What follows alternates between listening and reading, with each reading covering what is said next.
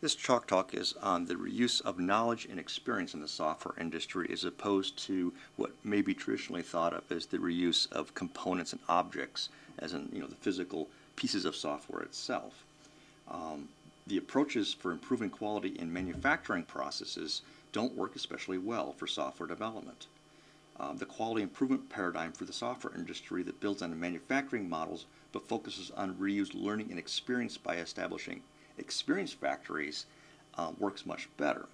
It's an iterative process which enables an organization to acquire core competencies to support its strategic capabilities. So let's dig into that.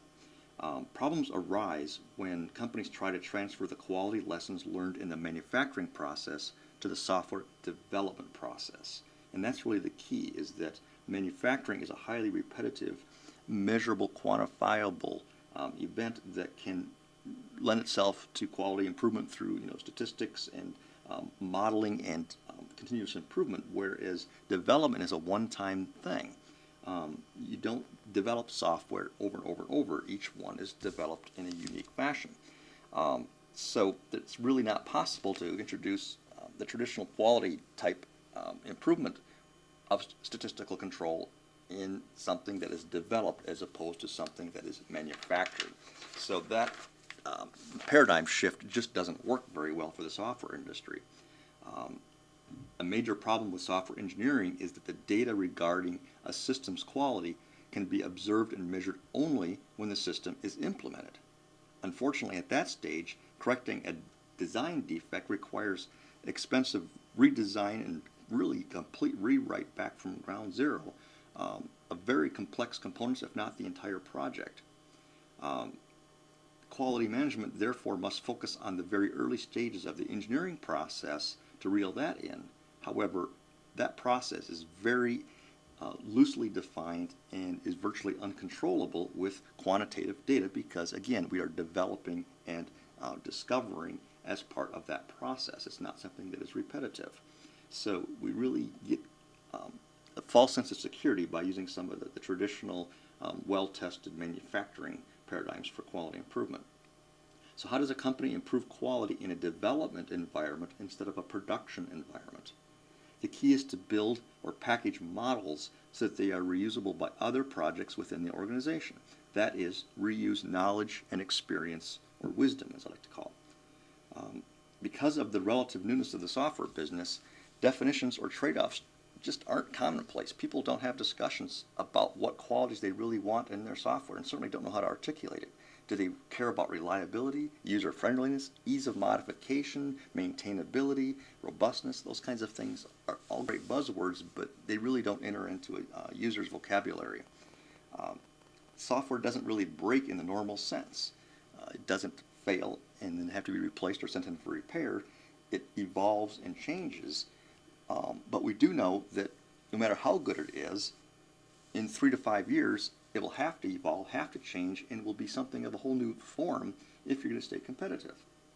Because software is a whole new field, good sound models of how to do all these things just don't exist. And it's remarkable how this is still very much a do-it-yourself playing field. The paradigms from manufacturing, again, just really don't lend themselves. The traditional one that is used is the Deming cycle, and we have actually put that into our strategic plan, where it's the plan, do, check, act cycle, which is Edward Deming of quality improvement and continuous improvement. It seems to be applicable, but it breaks down. It doesn't really work because we are not doing something that's highly repetitive. We're doing something that is a discovery and development process that is highly unique to each project. So it doesn't work. A common problem of software development companies is they really don't think that they're in the software business. They think they're building telephone systems or switching systems when they are really building telephone software and switching software in that case. So they have little understanding of strategic capabilities and core competencies. In the software business, companies determine strategic capabilities by knowing whether they can reuse architectures and designs, what functionality their product has, and how to estimate the cost of adding new features or changing existing ones. Strategic capabilities are always supported by core competencies, technologies tailored to the specific needs of the organization in performing business processes.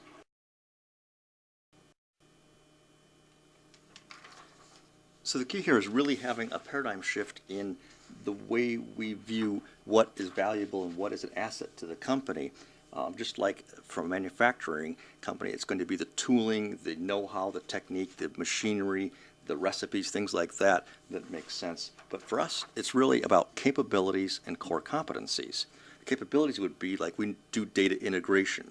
More specifically, we do data integration to SharePoint. We do data integration from visual to another ERP system, for example.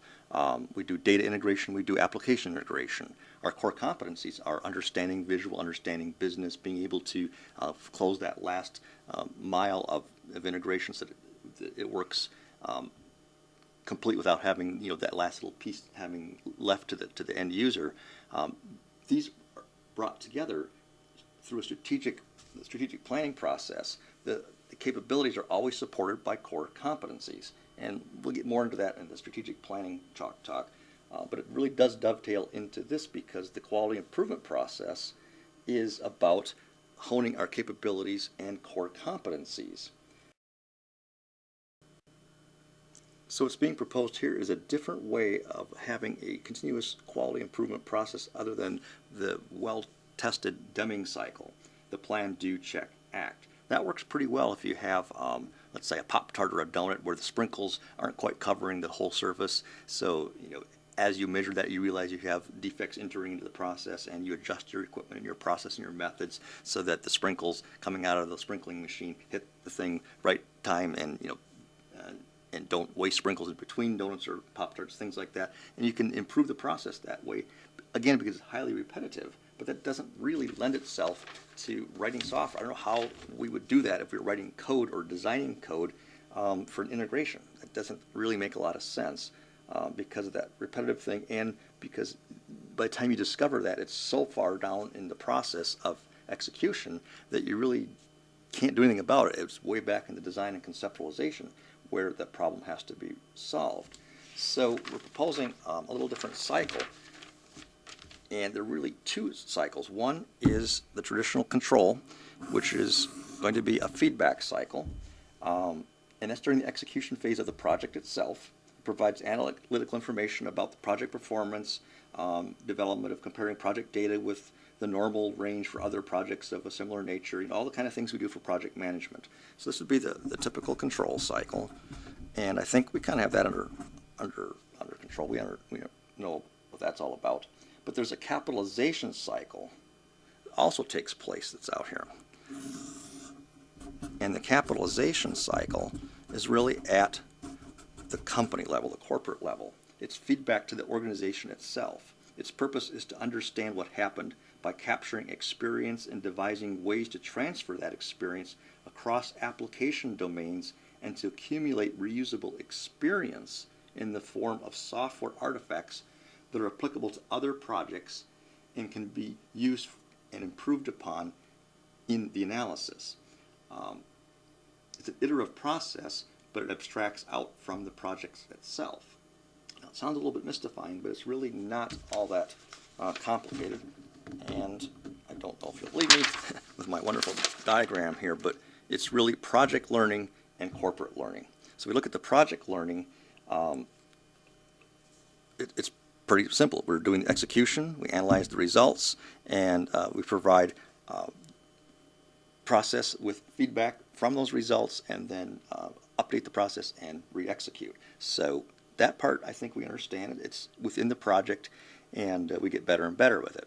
The corporate learning, though, is an offshoot from the execution, and there we analyze results, package experience, characterize and understand that experience, set goals at a corporate level, choose processes, methods, techniques, and tools, and then that's what is used as an execution platform for the next cycle of another project of a similar nature. So let's put that in a little bit better context here. Traditionally, I don't know if you see this or not. Zoom in here. Traditionally, we're all about delivering specific products and services, decomposing a complex problem into simpler ones, designing and implementing, detailing, validating, and verifying. But when we move into this reuse of knowledge and experience, it's not so much about delivering specific products and services as at a company level, we're all about delivering and developing capabilities. So it's not that we're doing an integration for XYZ company, it's the fact that we have the capability of doing a specific type of integration, like a database-to-database integration between an ERP and a cloud-based system. That's a capability, and that's what we're really trying to hone in and develop and become core. That's our core competencies that then are the underpinnings to that. Instead of decomposing a complex problem into simpler ones, at a corporate level, we're really trying to unify different solutions into more general ones. So we're looking for the commonality that we've gained out of maybe 5 or 6 integrations. What is it that we really added value, and what's in common there between those?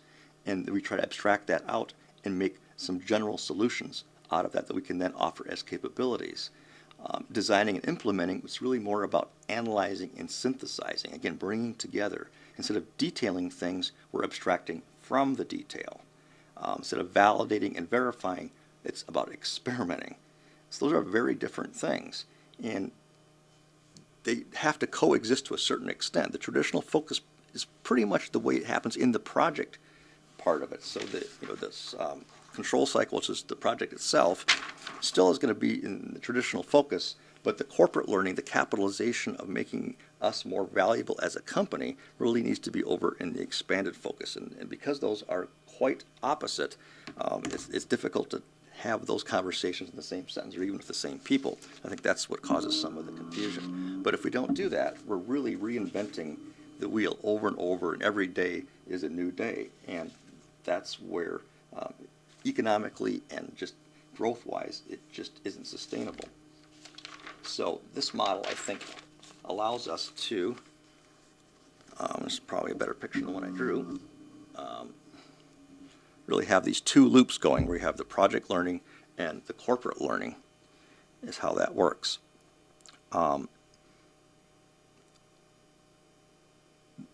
company analyzes what happened and learns from it and then finds a way to package it. And I think this is the key we want to go focus in, is what this means to package experience and wisdom so that it can be reused without going the manufacturing route where you just accumulate massive amounts of data assuming it's all useful. In this case, it would be an infinite amount of data of which a very small amount would be ever useful.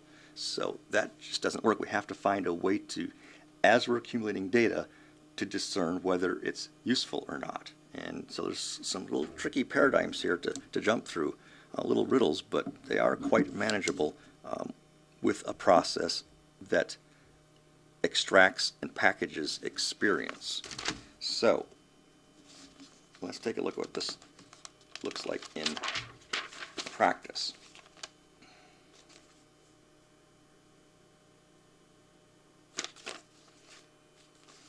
If we break this into 3 different roles and look at the developer's focus, this would be like Andrew, the analyst focus, which would be probably me, and the infrastructure focus, which would be Eric. The developer focus is doing software development, writing software.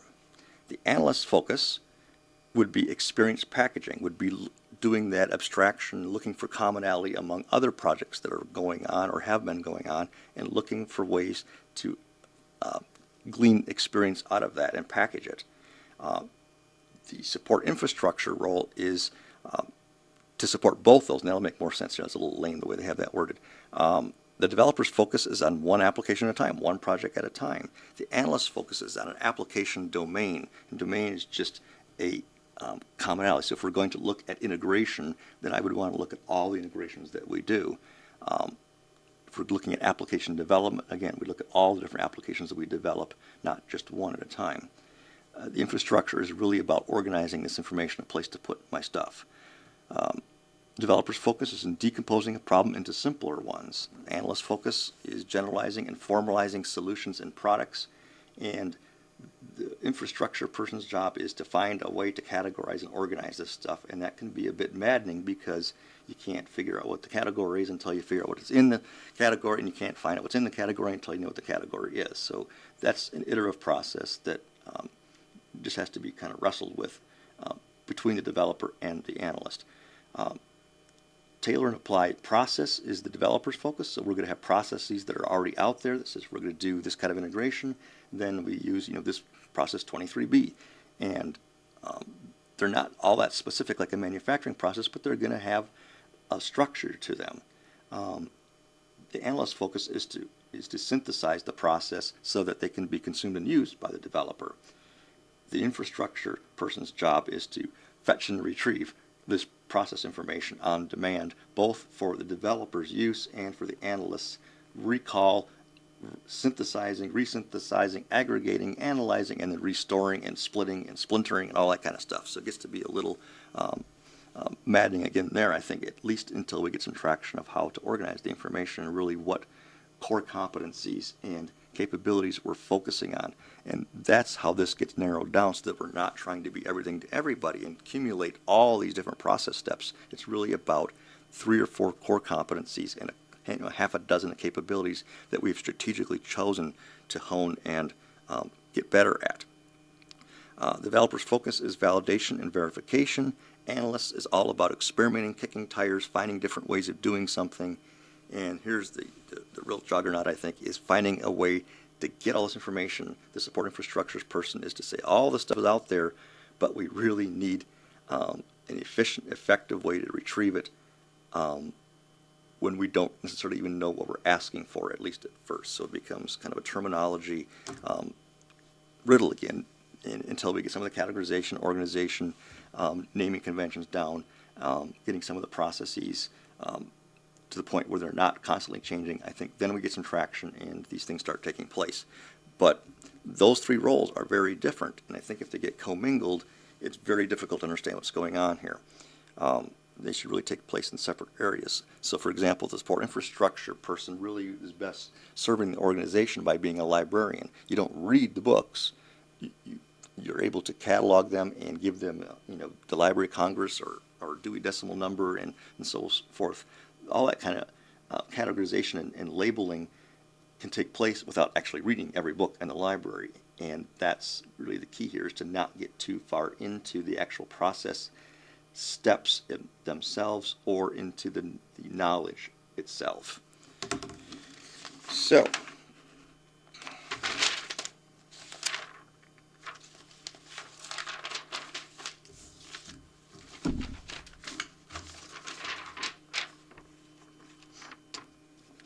here's what this kind of looks like, and then I think this becomes a little more of a discussion topic and not so much a talk. Project management and this experience factory is really what this is about. And these are of equal importance to the organization. The experience factory is where we're packaging and getting all this wisdom for use in future projects. And it is not something that is just a infrastructure or a supporting role. This is why we're in business. The project is getting us our current revenue, but really, if you were to look at priorities in terms of where we invest, it's this that we're investing in. Because this would be, if you're building houses and so on, and you had to go out and create your own concrete blocks every time and cut your own 2x4s from scratch, it would take you a long time to build a lot of houses. And if you didn't find a way to have this factory over here produce those common components. So for us, the common components is knowledge. Project management characterizes what we're trying to do, sets goals, chooses the processes, and executes, like we've talked a little while ago.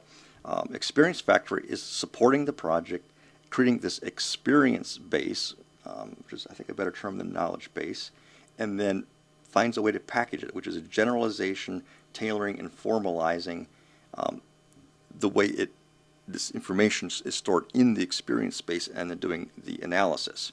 So what is in between these 2 camps? Well, the characterize and project support and so on is all about providing processes, models, and tools from the experience factory over to project management. So they say, we're doing an integration, a database integration. We say, great, here's your process for that. We provide models showing how like the touch points work and how the actual data flows, and then the tools might be like Team Developer or Data Junction would be the appropriate tools for that type of project. When it's executed, what comes back this way is metrics and lessons learned, and that is kind of extracted out by the experience factory. I don't know that the project management people would necessarily even know what to put there, but I think that becomes an iterative process itself, and the experience factory analyzes that, kind of knows what it's looking for based on our goals for core competencies and capabilities, and it pulls out where we've gotten better at things and what lessons we have learned, and then the metrics would be something that's tangible, so we can actually measure this to see how we have improved. Like number of hours, turnaround time, feature velocity, things like that are useful. So the touch points are project support and analysis. Notice that the experience base and the packaging is not connected to the project management. I think this is where we have gotten this too complicated. Project support means that we are literally providing processes, tools, and models as an internal customer over to project management people. And then again, the analysis is really just like a detective work, investigation kind of thing, interview. But nowhere does it say the project management people have to be immersed into this experience-based packaging and process development and all those kinds of things. In fact, there is no connection there directly. The project support and the analysis within the experience factory draw upon the experience base. And the experience base is created from packages of experience. So this, I think, is where we need to get much clearer and back to fundamentals of what this means and keep this isolated from the project management people, because this is really a resource. So this would be like calling in for tech support, and you can hear them typing away, and they're calling things up on their knowledge base or what have you. You could do that yourself, but the idea is that tech support shouldn't be just literally regurgitating what that says, although a lot of them do, I suppose. But they're there to support you and use that as a resource. So the same thing here, that the process, the models, and the tools are going to already have this in them, so that you don't have to go digging through hundreds of articles or what have you. If we're doing a database integration, then the model for how to do that is going to contain enough of the technique and the know-how and the methods already in there that come from the experience base, based on what it is that we're doing, the characterization of the project itself. So we're going to dig into this a little bit more and give some specific examples, because I think this really does work pretty slick. And it legitimizes that all this activity over here is not just some like renegade, cost sinking endeavor. It's really what we're in business for, and project management becomes then kind of like a manufacturing process. Like we want it to be, where it's something appearing to be repetitive and appearing to be well structured, but keep in mind at its heart it's still a development process, and no matter how many times we do an integration, there's still, each one is unique, and it's not something that we do over and over and over again, like producing Pop-Tarts or some type of equipment or things like that. So this has the illusion, again, of being repetitive, but it is only able to support that illusion because of this experience factory is extremely agile and adaptive to be able to know which process to feed it and to be able to get from it enough information to where, from a corporate standpoint, we can improve these processes and get cross-project, cross-product, cross-client experience gains. That is really cool when it works. And when it really works, we're going to find out that there's not a whole lot of work to do on most of the projects, because we've done it before. It's just a matter of doing the erector set approach and reassembling it and aligning it to the user stories and what the the requirements are for that particular project, but it's not components. It's knowledge, wisdom, and experience that we're using as an erector set.